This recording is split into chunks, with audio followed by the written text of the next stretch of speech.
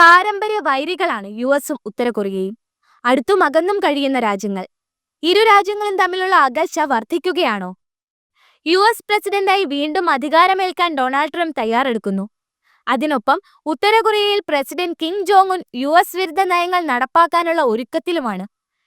യുഎസും ഉത്തര കൊറിയയും അടുക്കുകയും അകലുകയും ചെയ്ത സന്ദർഭങ്ങൾ മുൻപും ഉണ്ടായിട്ടുണ്ട്. യുക്രൈനുമായുള്ള യുദ്ധത്തിൽ റഷ്യയ്ക്ക് ഉത്തര കൊറിയ സൈനിക സഹായം നൽകിയിരുന്നു. യുദ്ധത്തിൽ യുക്രൈനെ പിന്തുണയ്ക്കുന്ന അമേരിക്കയെ ഇത് ചൊടിപ്പിച്ചു. മുൻപ് അമേരിക്കയുടെ പ്രസിഡന്റായിരുന്ന അവസരത്തിൽ 3 തവണയാണ് കിം ജോങ് ഉന്നുമായി ട്രംപ് കൂടിക്കാഴ്ച നടത്തിയത്. വർഷങ്ങളുടെ പഴക്കമുള്ള യുഎസ് ഉത്തര കൊറിയ വൈരാഗ്യം ഇല്ലാതാക്കാൻ ആ കൂടിക്കാഴ്ചകൾക്ക് സാധിച്ചിരുന്നു. താനും കിങ്ങും തമ്മിൽ പ്രണയത്തിലായി എന്നാണ് അന്ന് കൂടിക്കാഴ്ചകൾക്ക് ശേഷം ട്രംപ് പ്രതികരിച്ചത്. ട്രംപ് വീണ്ടും അമേരിക്കയിൽ അധികാരമേൽക്കുമ്പോൾ ഇത്തരത്തിലുള്ള കൂടിക്കാഴ്ചകൾ രണ്ട് രാജ്യങ്ങളുടെയും രാഷ്ട്രീയ ബന്ധത്തിന് നിർണായകമാകുമെന്നാണ് പ്രതീക്ഷിച്ചിരുന്നത്.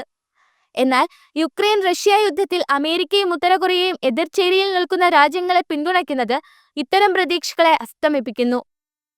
ഇതിനിടെ ഉത്തര കൊറിയൻ ഭരണപാർട്ടിയായ വർക്കേഴ്സ് പാർട്ടിയുടെ പ്ലീനറി യോഗത്തിൽ കമ്മ്യൂണിസ്റ്റ് വിരുദ്ധത മാറ്റമില്ലാതെ തുടരുന്ന ഏറ്റവും വലിയ പിന്തിരിപ്പൻ രാജ്യമെന്നാണ് അമേരിക്കയെ കിം വിശേഷിപ്പിച്ചത്. യുഎസ്, ദക്ഷിണ കൊറിയ, ജപ്പാൻ എന്നിവരുടെ കൂട്ടായ്മ ഒരു അക്രമാസക്ത സൈനിക സംഘമായി വളരുകയാണെന്ന് കിം തുറന്നടിച്ചു. അവരുടെ ആ കൂട്ടുകെട്ടിലെ വളർച്ച ഉത്തര കൊറിയ ഏത് നയം സ്വീകരിക്കണം, ഏത് നയം സ്വീകരിക്കേണ്ട എന്ന് വ്യക്തമാക്കുന്നതായും അദ്ദേഹം പറഞ്ഞു.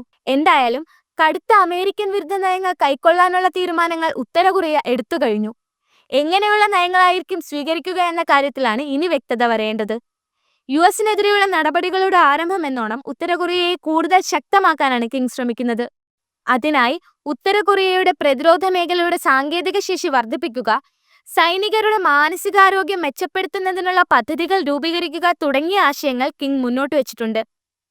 ഉത്തര കൊറിയയുടെ ആണവ നയമായിരുന്നു അമേരിക്കയെ വീണ്ടും ഉത്തര കൊറിയയ്ക്ക് എതിരാക്കിയത്.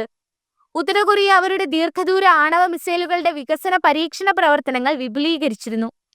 അവരുടെ മിസൈൽ പരീക്ഷണം യുഎസിനും യുഎസ് സഖ്യകക്ഷികൾക്കും ഭീഷണിയാണ്. ഇതിനു മറുപടിയായിട്ടാണ് യുഎസ്, ദക്ഷിണ കൊറിയ, ജപ്പാൻ എന്നീ രാജ്യങ്ങളുടെ ത്രിരാഷ്ട്ര സഖ്യം സൈനികാഭ്യാസം നടത്തിയത്. ഇതിനെ ഉത്തര കൊറിയ എതിർക്കുകയും ചെയ്തിരുന്നു. ഉത്തര കൊറിയയ്ക്ക് മേലുള്ള ആണവ ഉപരോധത്തിൽ നിന്നും രാജ്യത്തെ സ്വതന്ത്രമാക്കാനാണ് ഇപ്പോൾ റഷ്യയുമായി അവർ സഹകരണം നടത്തുന്നത്.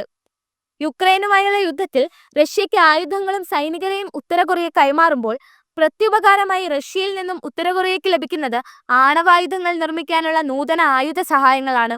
ഇപ്പോഴിതാ യുക്രൈനുമായി യുദ്ധം അവസാനിപ്പിക്കാനുള്ള ചർച്ചകൾക്ക് തയ്യാറാണെന്ന് പറഞ്ഞ് രംഗത്തെത്തിയിരിക്കുകയാണ് Russian president Vladimir Putin. Ukraine അധികൃതരുമായും നിയുക്ത അമേരിക്കൻ പ്രസിഡന്റ് ഡൊണാൾഡ് ട്രംപുമായും വ്യവസ്ഥകളില്ലാതെ ചർച്ചകൾക്ക് തയ്യാറാണെന്നാണ് പുടിൻ പറഞ്ഞിരിക്കുന്നത്. റഷ്യ യുക്രൈൻ ബന്ധത്തിൽ മാത്രമല്ല, ഉത്തര കൊറിയ അമേരിക്ക ബന്ധത്തിലും നിർണായകമാണ് പുടിനുമായുള്ള ചർച്ചകൾ.